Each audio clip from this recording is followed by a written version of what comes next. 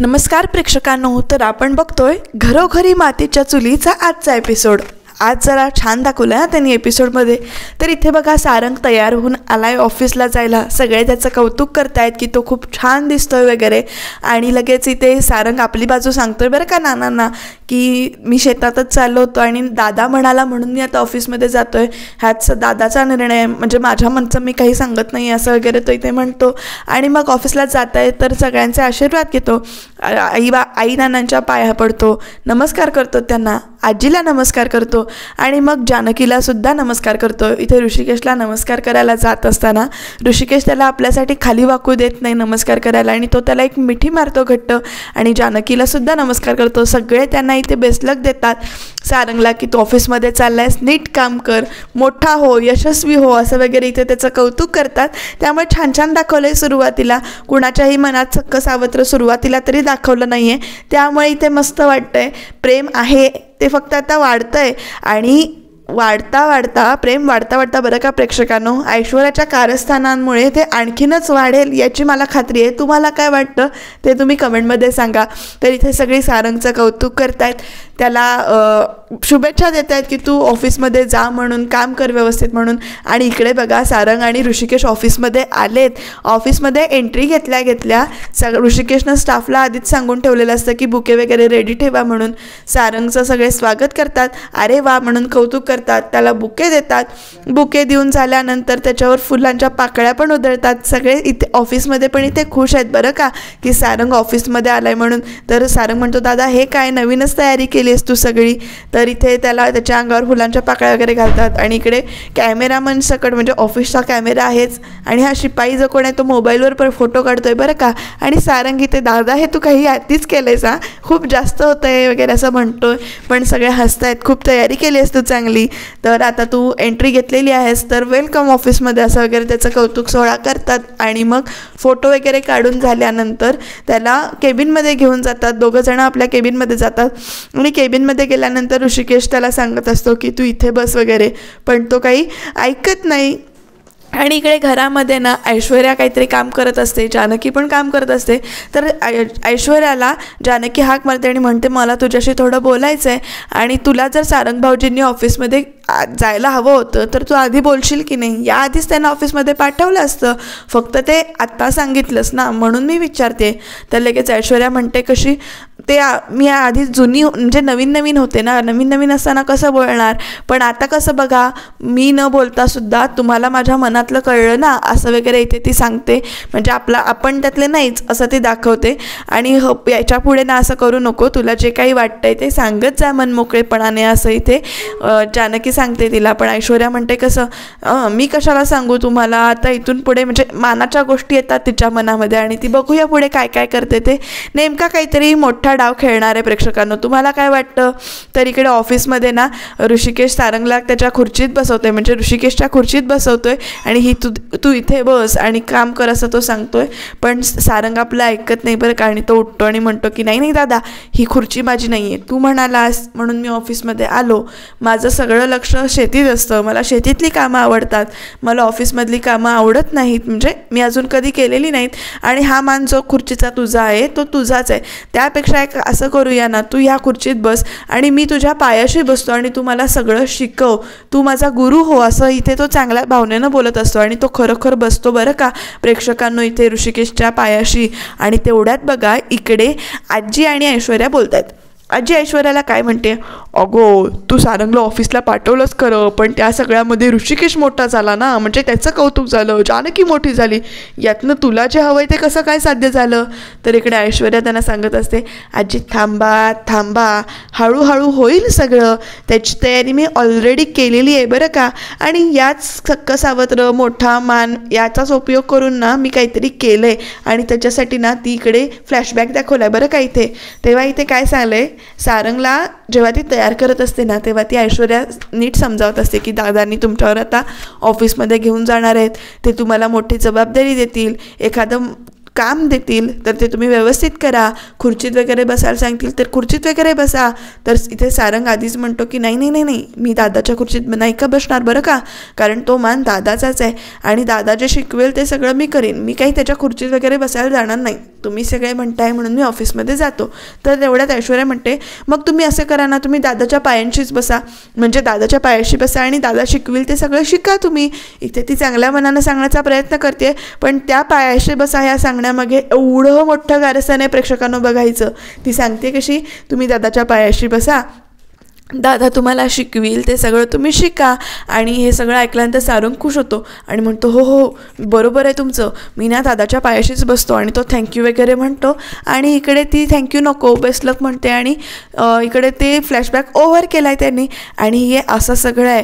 मग लगेच आजी लगेच तोंडावर हात ठेवून म्हणते हो म्हणजे सारंग आता ऋषिकेशच्या पायाशी बसणार.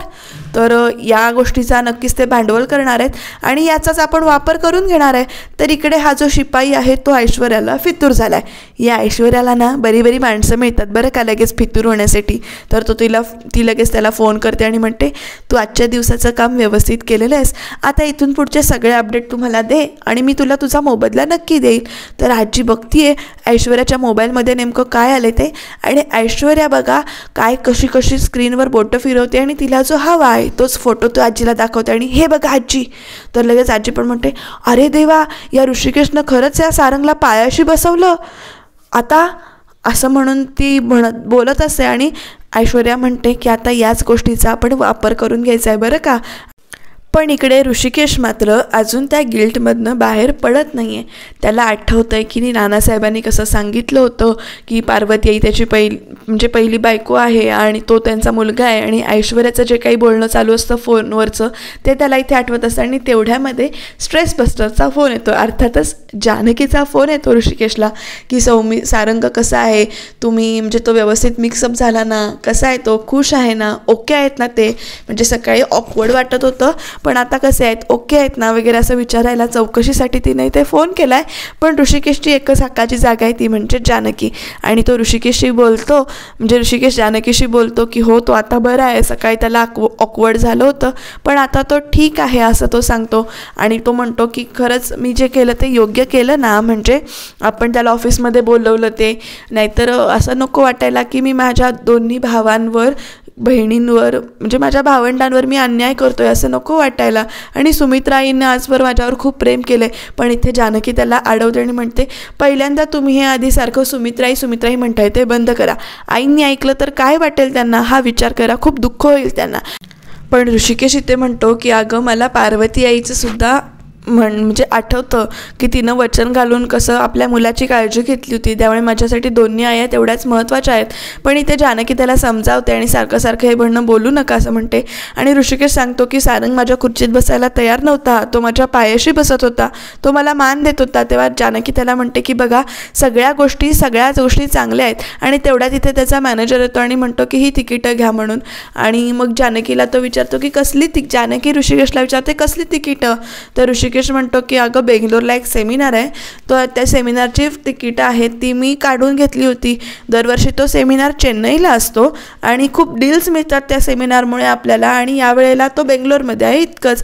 तर इथे ठीक आहे मी तुमची पॅकिंग वगैरे करून ठेवते आणि बघा सगळे तुम्हाला मान देत आहेत, फक्त तुमच्या मनातलं गिल्ट जे काही आहे ते दूर करा आणि मग तुम्हाला सगळं चांगलंच दिसेल असं म्हणून ती इथे सांगते. त्याला समजावल्याचं समाधान इथे तिच्या मनात आहे. आणि इकडे बघा ऐश्वर्या आपलं पुढचं प्लॅनिंग करते. तर बघा तिकडे आईच्या खोलीजवळ जाते सुमित्राईंच्या आणि बघते त्या बाहेर कधी येत आहेत. तर त्या बाहेर येताना आजी आणि ऐश्वर्या दोघी मिळून इथे फोटो बघतायत आणि हसतायत. तर सुमित्राई म्हणतात की नेमकं काय करताय तुम्ही, काय बघताय. तर सांगते ऐश्वर्या की आज वेलकम केलं त्याचं ऑफिसमध्ये, त्याचे फोटो बघते मी वगैरे असं ते सांगतायत. आणि इकडे आजी पण मग ऐश्वर्या आणि फोटो बघत असताना आजी फोन घेते आणि सुमित्राईंना दाखवते हे बघ किती छान ना, म्हणजे बुके दिला आहे फुलांच्या पाकळ्या. आणि एकदम ना तो फोटो पुढचा स्क्रोल करते, अगो हे बघ काय ऋषिकेशनं सारंगला आपल्या पायाशी बसवलं, म्हणजे एवढ्या ऑफिसनं सगळा मानपान केला सगळं केलं आणि ऋषिकेशनं काय केलं त्याला आपल्या पायाशी बसवलं ना, असं म्हणून ना विष पेरायचा प्रयत्न करते. इकडे सुमित्राईसुद्धा विचारात पडलेल्या आहेत की नेमकं काय झालं असेल म्हणून, त्यांना पण हे खरंच वाटतंय. तर ऑफिसमध्ये सारंग गेलाय ऋषिकेशकडे आणि म्हणतोय, दादा मी जरा शेतात जाऊन येतो, माझं शेतात जरा असं काम आहे. आणि काय काम आहे विचारल्यावर तो म्हणतो की अगं नाही, पाईप फुटला आहे एक, तो मला बसवायचा आहे. मागच्या वेळी तो मीच बसवून घेतला होता. पण इथे ऋषिकेश म्हणतो की अरे तू इथे थांब, मी जातो शेतामध्ये, किंवा प्लंबरला वगैरे बोलवून घे, माणसं जोडून घेऊया. तर सारंग म्हणतो नको नको, तो लाखाचा 12,000 करायचा आणि काहीतरी बिघडवून ठेवायचा परत. मागच्या वेळेला मीच केलं होतं काम, मीच करतो आणि मी जोपर्यंत शेतात जाऊन येत नाही ना तोपर्यंत मला बरं नाही वाटणार. पण ऋषिकेश इथे ठीक आहे म्हणतो आणि त्याला पाठवून देतो. आणि सारंग गेल्यानंतर ऑफिसमधनं तो असा विचार करतोय की मी माझ्या भावंडांवर आजपर्यंत अन्याय नाही ना केला, असं म्हणून तो इथे विचार करतोय. तोपर्यंत इकडे पिऊन बोलवायला येतोय की बाहेर या जरा सर तुम्ही म्हणून. आणि तो खुर्ची दाखवतोय आणि म्हणतो हे काय नवीन खुर्ची, कुणी आणली नवीन खुर्ची असं ऋषिकेश विचारतो. तेव्हा तो मॅनेजर म्हणतो की कुणी आणली नाही, आईंनी पाठवली खुर्ची सारंगदादांसाठी असं म्हणतो. आणि तो खुर्ची आत ठेवतो. खुर्ची आत ठेवल्यानंतर तो ऋषिकेशची खुर्ची सरकवली जाते आणि मग सारंगची खुर्ची येते.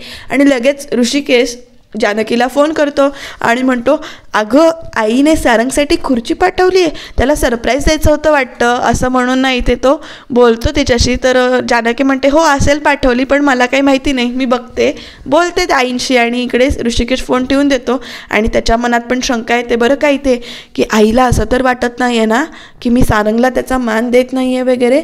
आता ह्याच्या मनात तर आधीच म्हणजे भीती आहे. तर ह्याच्यात ऐश्वर्या आणि खटपाणी घालायला मोकळी. तर इथे आई काहीतरी काम करतायत येऊन, जानकी काम करते आणि ऐश्वर्या बघा पडदा मागून बघते, अरे हिला पण काहीतरी काम द्या ना, म्हणजे डोक्यातले नाही ते निगेटिव्ह विचार आहेत ते निघून जातील. तर जानकी इथे आईंना म्हणते की तुम्ही सारंग भाऊजींसाठी खुर्ची पाठवलीत, सरप्राईज देणार होतात का त्यांना वगैरे. तर लगेच आजी येते तेवढ्यात आणि म्हणते पाठवावी लागली खुर्ची, ऋषिकेशनं त्याला आपल्या पायाशी बसवलं होतं, सख्ख सावत्र करायला सुरुवात केली होती, त्यामुळे खुर्ची पाठवावी लागली. आई पण या गोष्टीवर म्हणजे सुमित्राईसुद्धा या गोष्टीवर काही बोलत नाहीत. जानकी मात्र ठाम आहे आणि म्हणते नाही नाही नाही, ऋषिकेश असं कधीच करणार नाहीत. आणि आईने एकदा सांगितलंय ना की सख्ख सावत्र या घरात काहीही होणार नाही, त्यामुळे तसं काहीही होणार नाही. आई तुम्हाला पण असंच वाटतंय का ऋषिकेशनं मुद्दामून केलं आहे असं. सुमित्राई काहीही न बोलता इथनं निघून जातात. ऐश्वर्या मात्र आपला प्लॅन सक्सेसफुल झाला आहे म्हणून विचार करते की आता पुढची पायरी काहीतरी खेळायची आहे. आणि आईंना असं वाटतंय आई काही बोलल्याने त्या गोष्टीचं टेन्शन जानकीला आलं आहे. उद्याच्या भागामध्ये प्रेक्षकांनो बेंगलोरला सेमिनार आहे, त्या गोष्टींवरून सारंग, ऋषिकेश आणि सख्ख सावत्र, मानपान या गोष्टींवरून काहीतरी नवीन नाटक मात्र ही आपली ऐश्वर्या करणार आहे आणि आजीसुद्धा त्याच्यात भर घालणार आहे.